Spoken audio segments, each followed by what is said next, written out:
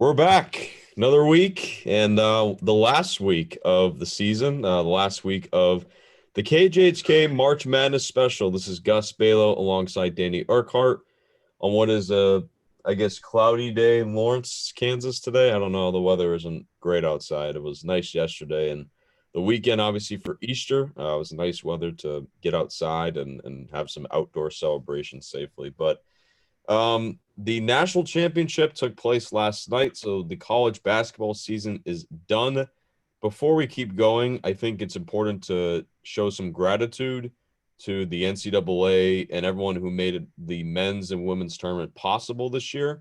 Because if we're going to be honest, to get through the entire tournament and only have for the men's, like one game canceled, I think for the women's is around the same.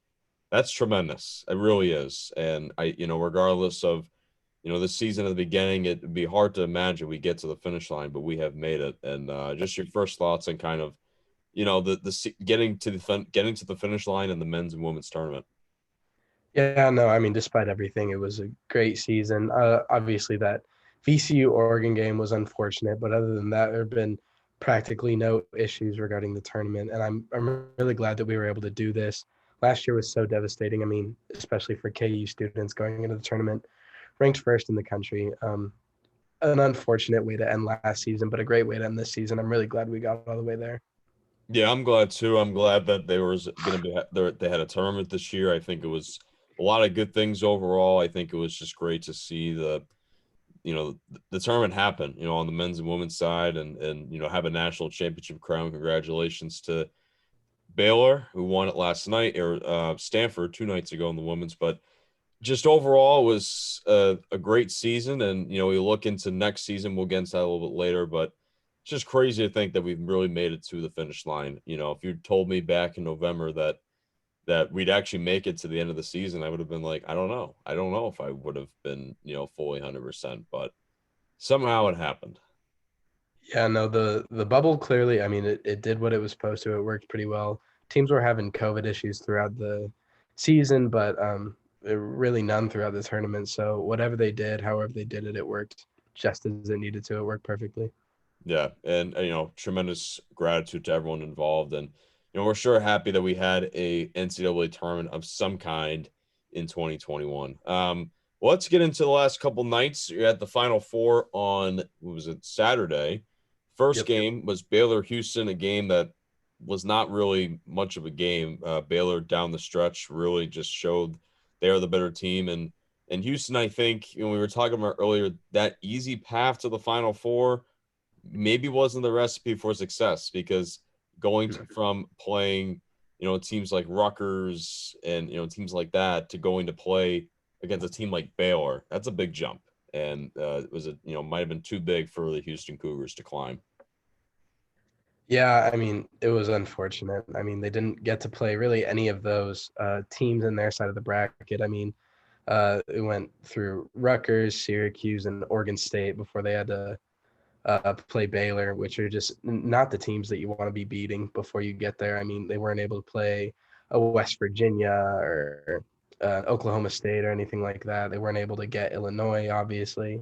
So, I mean, you want those tough games before you get to the Final Four, and they weren't really given any of those. So, when you go from beating a team like Oregon State to the next week having to beat a team like Baylor, that's a different monster. Yeah, and literally no Baylor would be the national championship. So Houston, lost the championship to the eventual national champions. I Yeah. mean, Houston was playing pretty well though. I mean, they had, some good Yeah. talent. Obviously, Quinn Grimes, former KU star.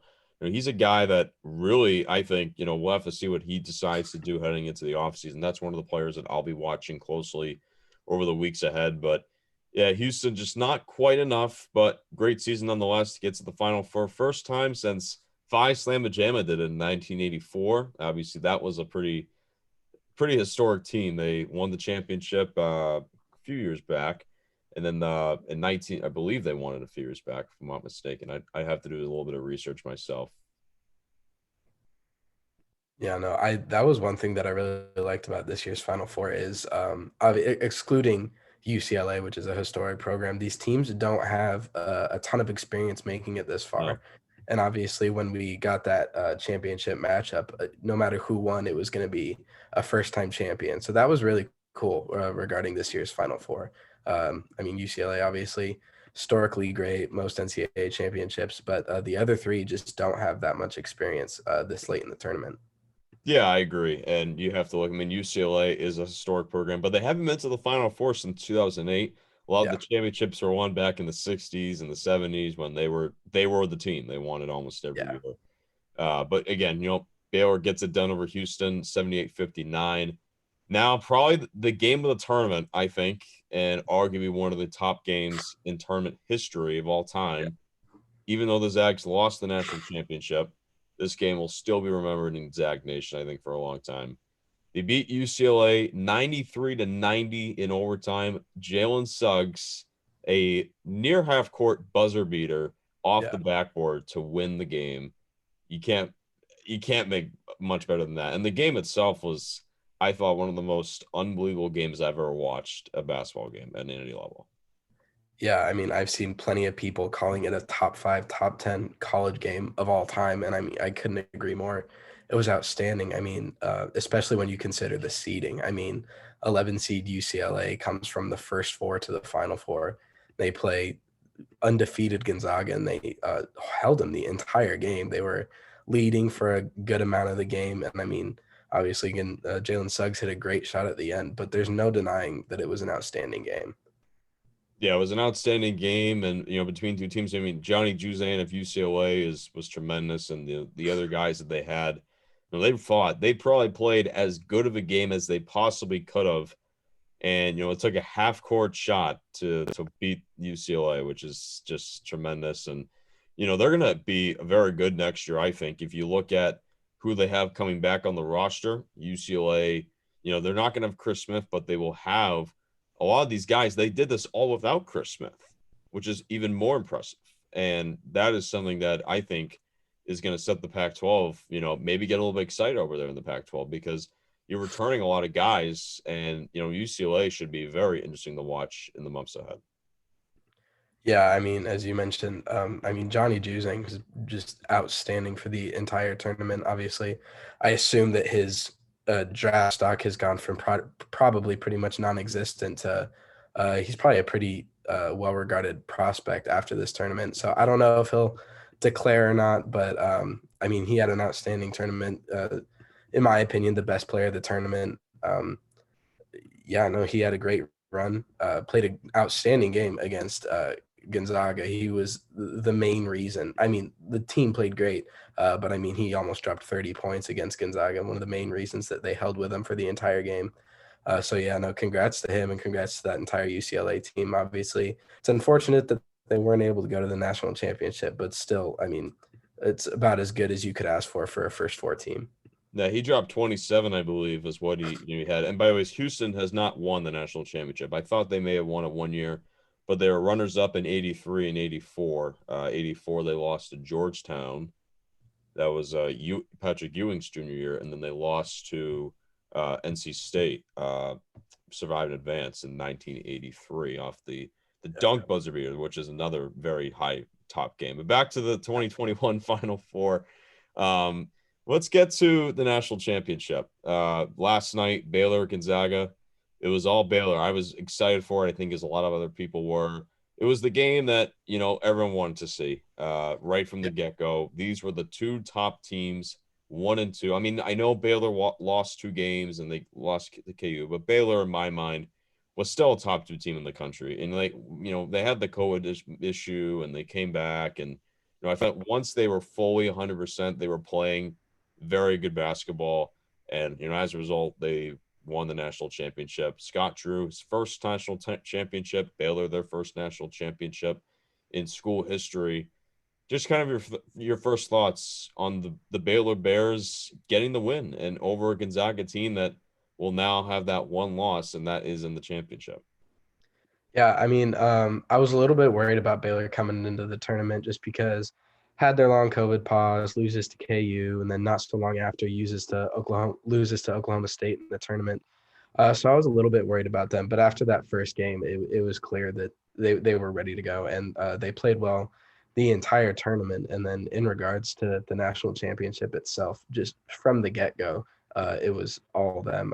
As soon as they went up 29-10, in my mind, I was like, I don't want to say it's over because I mean, there's still a whole half to play, and Gonzaga's an outstanding team. But as soon as they were up by 19, I kind of thought that that game was probably over.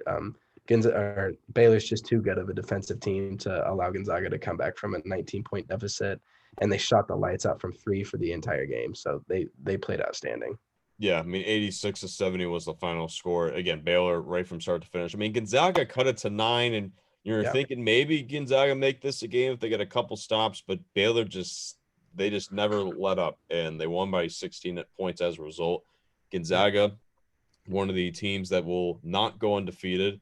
You have to go back to 1979, Indiana State. That was the last time a team that made it to the championship and then lost in the championship game was I think Larry Bird back in 1979. They lost to Michigan State. But overall, the Baylor Bears are the national champions. And, this is the first time, I believe, since the 40s that a Big 12 team not named the Kansas Jayhawks have won the national championship. yep. Kansas has won it obviously in 2008. They've won it in 1988 and I believe on 52. But it's been a long time since a Big 12 team has won the national championship.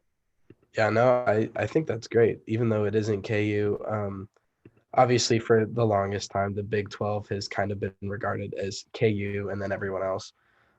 So I like that a Big 12 team won it. I mean, I was rooting for Baylor, less so because I wanted them to win and more so because I wanted to be able to say that KU beat them.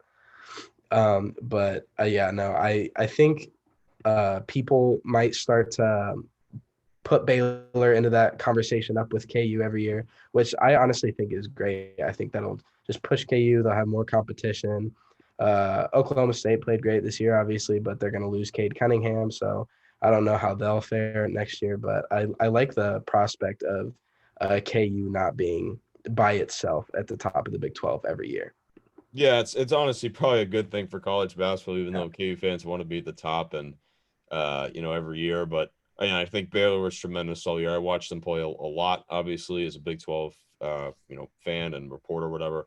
And the Big 12 was great. And I know a lot of teams fell in the second round. And after the first round, I asked Coach Self, and he said, "Well, wait till after the second round." And I guess little did he know.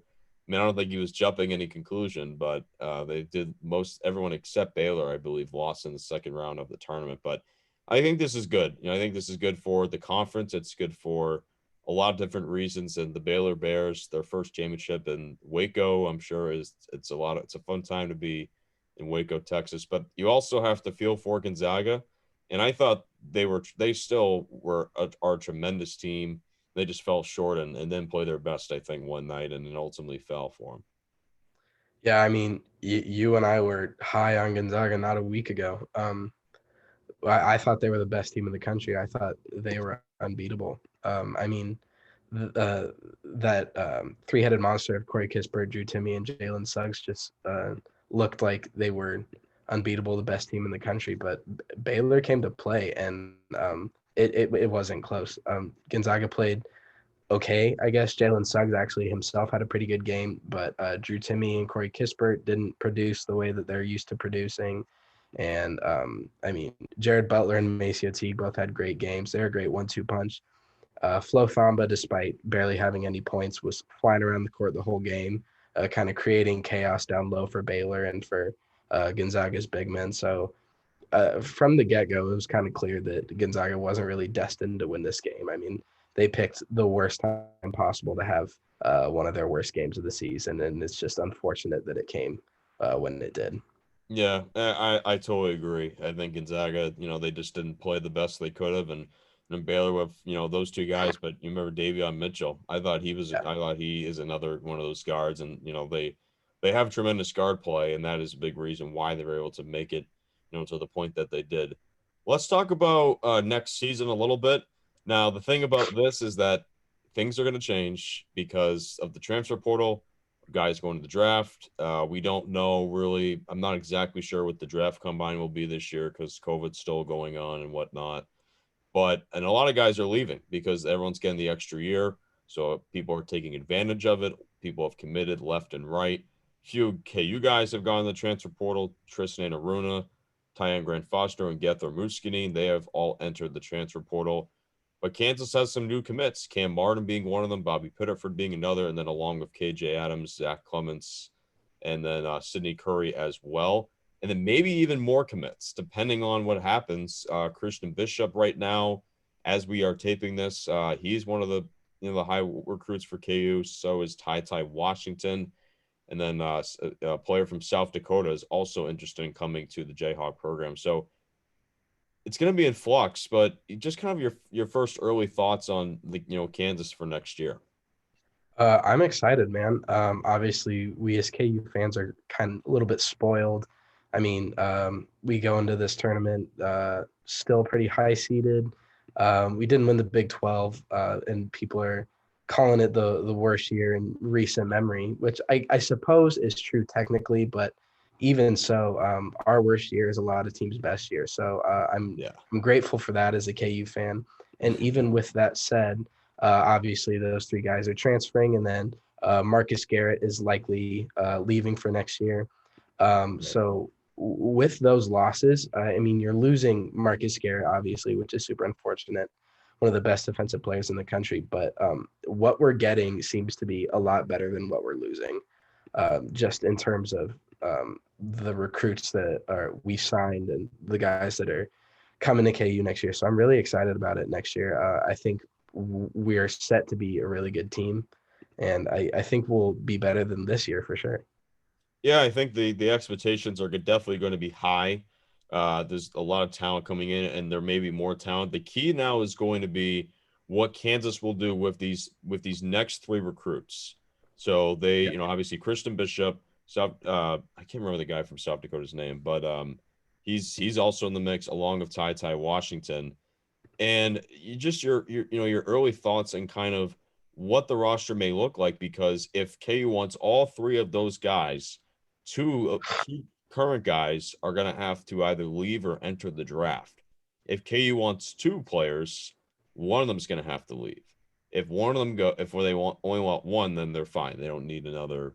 Then they're all good. But that is going to be interesting to know is what will KU do with these recruits, and all three of these guys are pretty high on the list too. Yeah. I mean, if I could see anyone else leaving, maybe Latrell. But I think generally, I think this KU team is pretty tight. I think they'll stay together with the guys that they currently have. Um, I don't know that they'll bring in too many guys regarding the recruiting class that they already have. I mean, I'm personally am pretty excited about Zach Clemens, KJ Adams, Cam Martin from D2 is going to be exciting to see him. So I think we're in pretty good shape for next year as it is. So whatever else we can do is only going to be beneficial. Right, and that is going to be ultimately key. I mean, obviously Ty Washington out of high school, and then Christian Bishop from Creighton. I mean, I feel like those guys could definitely add punches, and we could go on all day about, if you get this guy, you can do this. If you can get this Yeah. guy, you can do this, and mix around the lineup and do whatever. But that will be the big storyline. And just kind of overall is the last thing we'll talk about here before we wrap it up. College basketball heading into next season. What are some teams that you think are going to, and obviously, again, it's early and things are going to happen and whatnot. And so things are going to continue to change. But what do you see, from, maybe some other teams in terms of where they'll finish? I think you got to look back at the top two teams of this year. I think both of those teams, Gonzaga and Baylor, I think will both come back strong. Gonzaga is obviously going to lose Corey Kispert and likely Jalen Suggs. I don't know too much about Drew Timmy's decision to leave or not. But I mean, even after those two left, Hunter Salas, top six, top five player in the country, is going to be coming in there next year. They have another four-star named Caden Perry coming in. So they've got a decent recruiting class, obviously best in the West Coast Conference, which is expected. And then Baylor's also got a great recruiting class. They're second right behind us in the Big 12 and 10th in the country. So, I mean, when the national champion comes through with a top 10 recruiting class, you can only expect them to be good again. Yeah, exactly. I think Gonzaga, may also get Chet Holmgren. We don't know what that Yeah. situation is going to be. And you get him, you have the number one player in the country coming to your Yeah. school. So that will be interesting to see. But KU's at, they got a top 6 recruiting class in the country, and I think that will be interesting to see kind of where the chips will fall and kind of where KU will lead. I mean, they have a lot of talent coming in. I mean, given the investigation going on, it's pretty impressive that the Jayhawks managed to have a top 6 recruiting class in the country. I think that's really impressive. Yeah, no, I'm really happy with KU's recruiting class so far. I don't think too many people were expecting it to be as good as it is, so I think it's a nice surprise. And then in terms of other teams that you asked that I think might be up there, I'm looking at the recruiting stats right now, and Michigan, Florida State, and Alabama are the top 3 recruiting classes in the country, and all 3 of those teams were top 4 seeds in the tournament. So I mean, those 3 teams I suppose you could expect to be great. Duke obviously has a great recruiting class. They always do. Villanova's number 5. Kentucky's number 6. I'm not too high on Kentucky for next year. I think this terrible year has been kind of detrimental to that entire program. Um, I mean, I'm sure Coach Calipari will do something great with that team. Yeah, no, Michigan I think is super interesting. I mean, 2 5 stars, 3 4 stars, 1 3 star for a team that came into the tournament as a 1 seed. You can't ask for better than that. Yeah, exactly. I mean, they're going to lose Livers. They're going to lose a couple other guys, but you got Dickinson coming back, who's going to be one of the best centers in the Big Ten, probably maybe the best big center in the Big Ten next year. And then you also have, number one recruiting class in the country. So a lot of things will happen in the months ahead. It will be very fun to see, but that is going to wrap it up for our KJHK March Madness special. This was, I think, our 4th or 5th week of doing this. I think I've lost track already, but Yeah. we appreciate the engagement, and we'll be back, I'm sure, sooner rather than later. If we feel like providing more updates, we'll definitely make sure to do that over the months ahead. And always make sure to tune into KJHK 90.7 FM at any time you can. We'll be doing some baseball and softball broadcasts over the next couple of weeks, so make sure to tune in and listen to those guys as they'll be taking over for the rest of the spring. So thank you all so much. Hope everyone stays safe, and we'll see you soon.